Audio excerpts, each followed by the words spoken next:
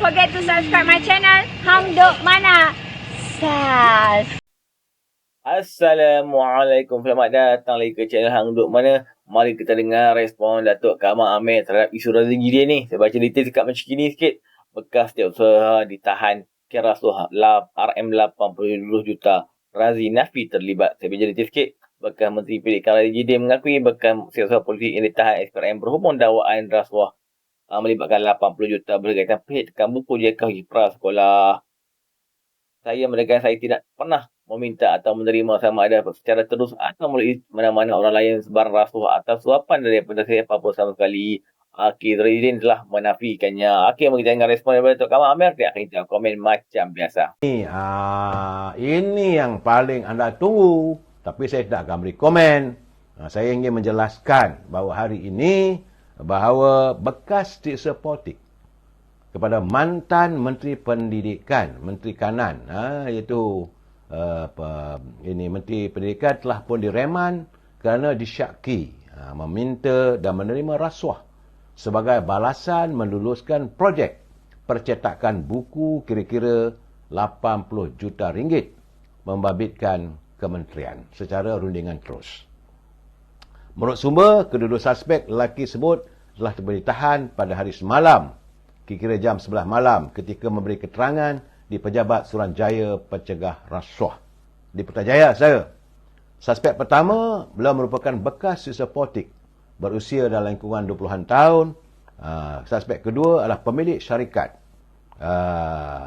Ditahan jam 11 malam tadi.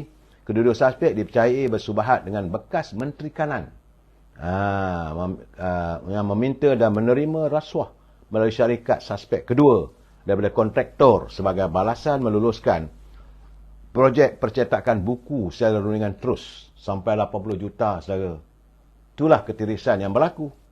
Menurut pendaftar, kata sumber itu, pendaftar Mahkamah Majistret Putrajaya, Puan Nur Adillah Halid telah pun membenarkan kedua-dua suspek ditahan reman selama 4 hari. Keduanya mula direman mulai hari ini sehinggalah 26 September. Sementara itu, menurut Timbalan Ketua Pesuruhanjaya Operasi Suruhanjaya Pencegah Rasuah, Datuk Seri Ahmad Kusyari Yahya, apabila dihubungi oleh pihak media, beliau mengesahkan perkara tersebut. Kes disiasat katanya di bawah Seksyen 16 dalam kurungan A dalam kurungan B Akta SPRM 2009. Itu gambarannya. Dan sebenarnya berita tersebut tidak menyebut siapa. Memanglah orang mengatakan dia ni setiausaha politik. Tiba-tiba saja mantan Menteri Pendidikan Datuk Razi Jidin mengesahkan bahawa pegawainya ditahan Suruhanjaya Pencegah Rasuah berkaitan siasatan rasuah ke atas satu projek rundingan terus percetakan buku JKOF untuk prasekolah membabitkan lebih 80 juta. Saya pun terkejut, saudara. Saya ni bekas wartawan. Saya juga bekas penerbit. Takkanlah menerbitkan buku nilai sampai 80 juta. Ini harga tak masuk akal ni, saya kata. Kalau tiap-tiap murid, setiap tahun, dia ada lebih kurang 400 ribu. Katalah 450 ribu. Kalau satu buku nilai dia RM10, baru 45 juta. Ini sekarang 80 juta, saudara. Sebab itu, dalam kenyataan hari ini, Ahli Parlimen Putrajaya itu turut menafikan dia terlibat dalam sebarang dakwaan. Dan katanya, dia tiada kaitan dengan sebuah syarikat dikenali sebagai OTR One and Only Enterprise. Itu kenyataan beliau, bukan kenyataan saya, saudara. Katanya, saya tiada sebarang kaitan dengan percetakan buku JKAF untuk prasekolah sama sekali. Saya tiada sebarang kaitan dengan syarikat OTR. Isteri saya pun tiada sebarang kaitan dengan syarikat tersebut. Perkara ini jelas kepada sesiapa yang sanggup membuat carian ke atas syarikat OTR only berkenaan, katanya. Jadi mengulas lanjut, Jidin mengatakan penahan bekas setiausaha politiknya dilakukan kononnya atas alasan bahawa beliau terlibat dalam perkara ini dan berdasarkan satu mesej dalam media sosial, katanya karut.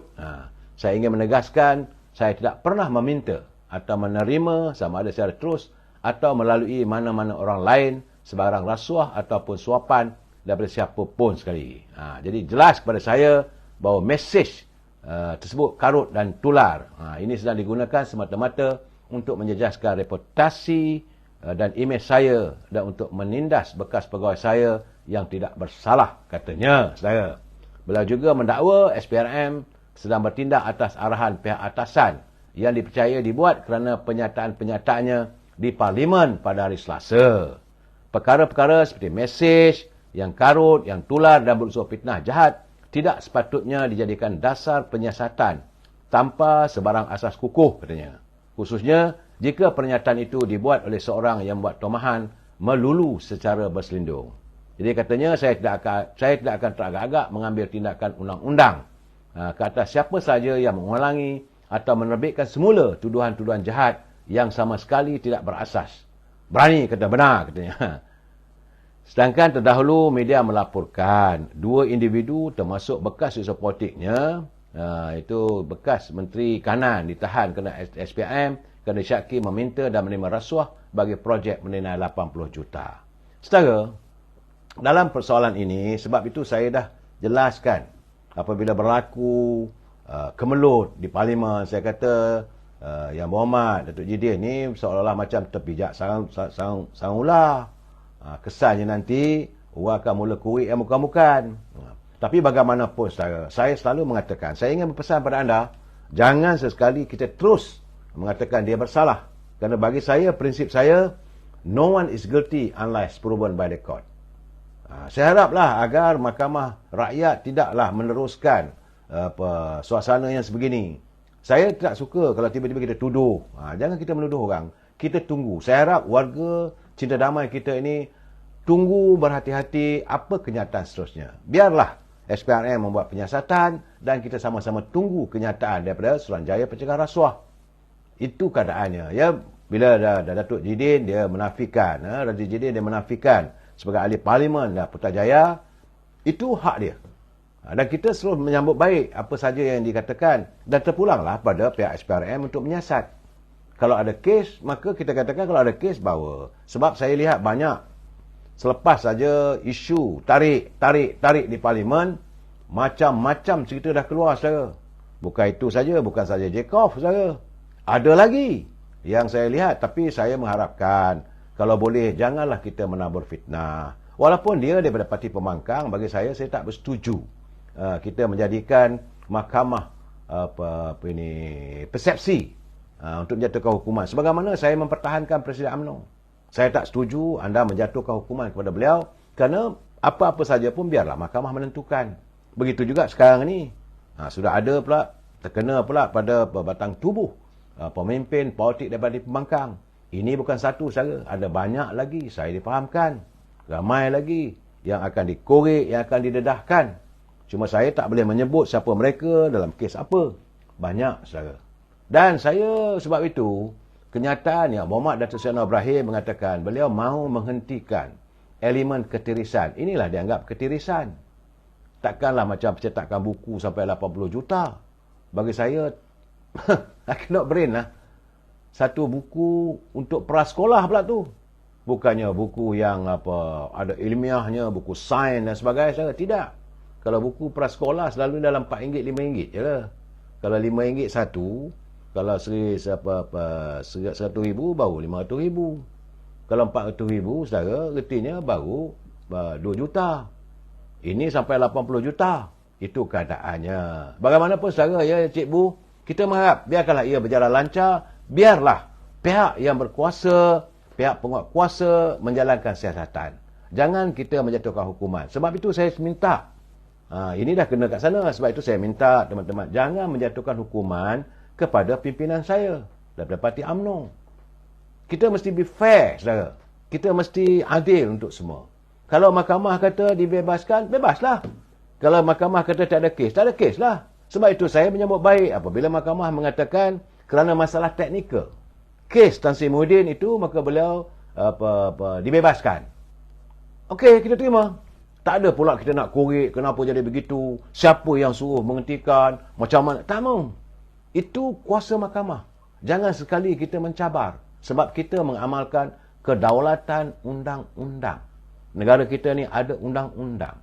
Biarlah pihak yang berkuasa yang menentukan sekarang ni, saudara. Itu apa gambaran saya dapat berhubung dengan kes Datuk Radhi Jidin, memang hari ini tentulah beliau dan keluarganya tentulah dia diserang resah dan gelisah. Kerana bagi saya, siasatan itu siasatan awal. Tentulah ada ekoran-ekoran lagi. Kita tunggulah saudara. Dan saya mendapat banyak macam-macam cerita. Konon siasatan kes itu, kes ini. Tak perlu saya sebutkan sehinggalah pihak SPRM membuat kenyataan.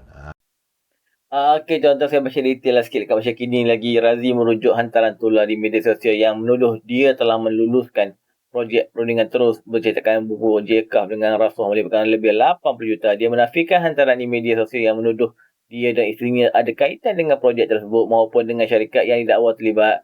Tuduhan yang terkandung dalam mesej tular tersebut ia mengaitkan saya dan isteri dengan percetakan buku JKAF untuk prasekolah tidak benar sama sekali.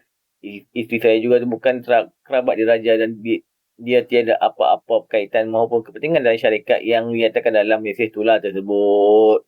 Okey, tuan-tuan, tak apalah. Kita bagi SPRM siasat dulu. Tengok apa jadi, siapa yang terlibat sebenarnya. Okey, mari terus menyokong kerajaan Puan dan PMA Anwar Ibrahim. Assalamualaikum.